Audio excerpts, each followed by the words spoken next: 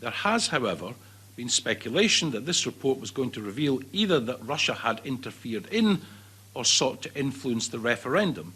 In the committee's view, it's worse than that.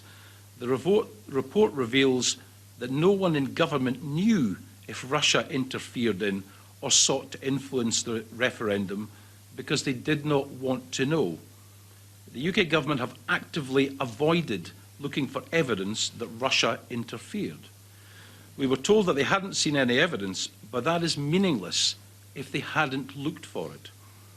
The committee found it astonishing that no one in government had sought beforehand to protect the referendum from such attempts or investigated afterwards what attempts to influence it there may have been. The government, the UK government, should have recognised the threat back in 2014 in relation to the Scottish referendum, but it didn't. It didn't understand the threat until after the hack and leak operation against the Democratic National Committee in the United States. And because it was too slow to recognise the threat, it didn't take action to protect the UK in 2016. One would have thought that once the existence of that threat had been understood, seeing what had happened in the US, that someone here would have wanted to understand the extent and nature of the threat to the UK, and we wanted to see the post-referendum assessment.